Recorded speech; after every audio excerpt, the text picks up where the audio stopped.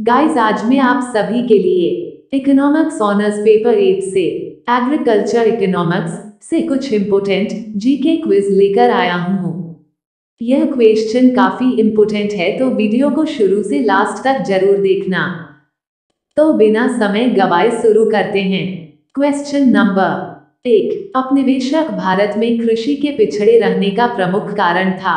आपका ऑप्शन है ए, अंग्रेजों द्वारा स्थापित कानूनी ढांचा, बी, संस्थागत ढांचा, सी, विदेशों की पूंजी का आह्वान, डी, उपयुक्त सभी।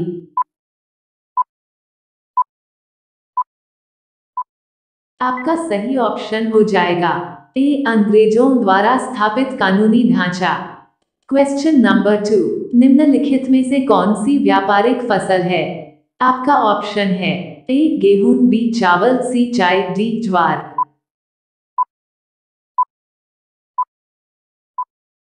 आपका सही ऑप्शन हो जाएगा सी, चाय। चाय एक लोकप्रिय पेय है।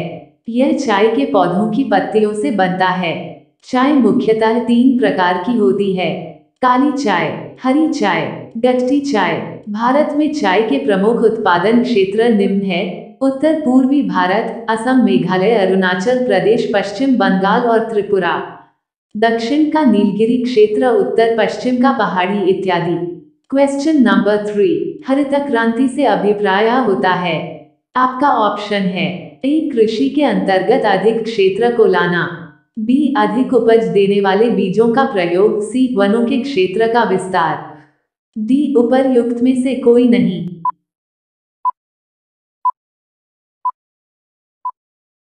आपका सही ऑप्शन हो जाएगा बी, अधिक उपज देने वाले बीजों का प्रयोग। नॉर्मन बोरलॉग हरित क्रांति के प्रवर्तक माने जाते हैं, लेकिन भारत में हरित क्रांति लाने का श्रेय सी, सुब्रमण्यम को जाता है। एम एस स्वामीनाथन एक जाने माने वनस्पति विज्ञानी थे, जिन्होंने हरित क्रांति लाने के लिए सी, सुब्रमण्यम के साथ काम किया। क्वेश्चन नंबर 4, कृषि मूल्य आयोग तथा भारतीय खाद्य निगम की स्थापना किस वर्ष की गई थी। आपका ऑप्शन है ए, 1955, बी, 1960, सी, 1965, डी, 1970।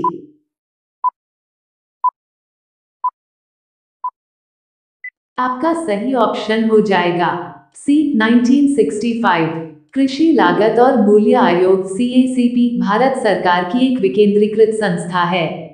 इसे 1965 में कृषि मूल्य आयोग के रूप में स्थापित किया गया था और 1985 में इसका वर्तमान नाम दिया गया था। यह एक सांविधिक निकाय है जो भारत सरकार के कृषि और किसान कल्याण मंत्रालय से जुड़ा हुआ है। क्वेश्चन नंबर 5, भारत में औसत जोत के आकार में लगातार कमी होने का कारण है। आपका ऑप्शन है ए, उत्तराधिकारी का नियम, बी, चकबंदी, सी, कृषि यांत्रिकीकरण, डी, भूमि के स्वामित्व की इच्छा।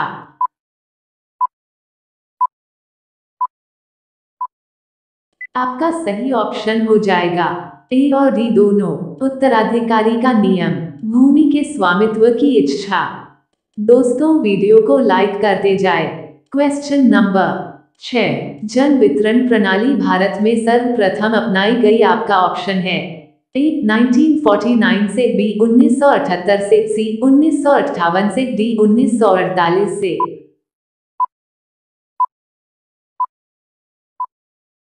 आपका सही ऑप्शन हो जाएगा डी, 1948 से। सार्वजनिक वितरण प्रणाली PDS कम कीमत पर अनाज के वितरण और आपातकालीन स्थितियों में प्रबंधन सुनिश्चित करने के लिए लाई गई एक प्रणाली है। इस प्रणाली की शुरुआत वर्ष 1947-48 में हुई है और यह देश में गरीबों के लिए सब्सिडाइज्ड दरों पर खाद्य तथा अखाद्य पदार्थों के वितरण का कार्य करता है। क्वेश्चन नंबर 7, भूमि सुधार का उद्देश्य निम्नलिखित में से कौन नहीं है। आपका ऑप्शन है ए, कृषि उत्पादन में वृद्धि, बी, सामाजिक न्याय, सी, राजनीतिक उद्देश्य, डी, अंतरराष्ट्रीय शांति स्थापना।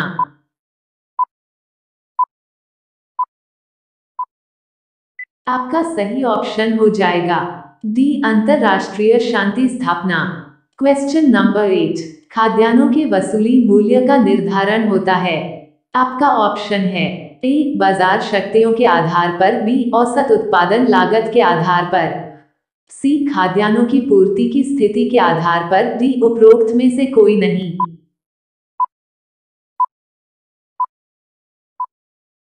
आपका सही ऑप्शन हो जाएगा बी औसत उत्पादन लागत के आधार पर। जिस कीमत पर सरकार मंडी में कृषकों तथा व्यापारियों से उनकी फसल या उपज खरीदती है, जिससे कि कमजोर वर्गों को उचित कीमतों पर न्यूनतम आवश्यक मात्रा में अनाज उपलब्ध कराया जा सके। क्वेश्चन नंबर 9, रैयतवादी प्रथा के अंतर्गत आपका ऑप्शन है ए संपूर्ण ग्राम समुदाय सम्मिलित रूप से भूमि का स्वामी होता था, बी भू राजस्व का भुगतान करने के लिए भूस्वामी कृषक सरकार के प्रति सीधे ही जिम्मेदार होते थे, सी अनेक मध्यस्थों की श्रृंखला थी, डी उपरोक्त में से कोई।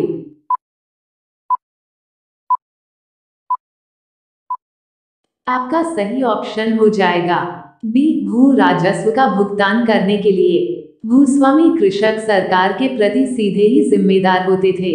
इसमें रैयतों या किसानों को भूमि का मालिकाना हक प्रदान किया गया। अब किसान स्वयं कंपनी को भू राजस्व देने के लिए उत्तरदायी थे। इस व्यवस्था में भू राजस्व का निर्धारण उपज के आधार पर नहीं बल्कि भूमि की क्षेत्रफल के आधार पर किया गया।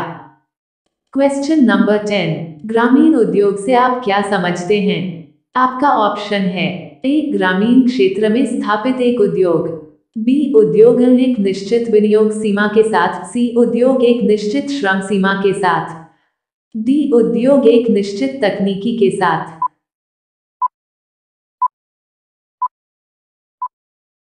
आपका सही ऑप्शन हो जाएगा सी उद्योग एक निश्चित श्रम सीमा के साथ।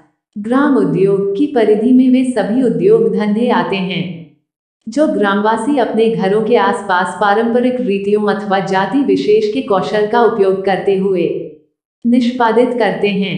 यही कारण है कि सामान्यतया स्थानीय कच्चे माल, कौशल, पूंजी, तकनीक, उपभोग पर आधारित उत्पादन को ग्रामोद्योग की संज्ञा दी जाती है। दोस्तों, आज के लिए इतना ही। अगर वीडियो अच्छा लगा तो वीडियो को लाइक जरूर करना। चैनल पे नए हो तो चैनल को सब्सक्राइब करना मत भूलना। मिलते हैं फिर एक नए वीडियो के साथ, तब तक के लिए अपना ख्याल रखना। जय हिंद।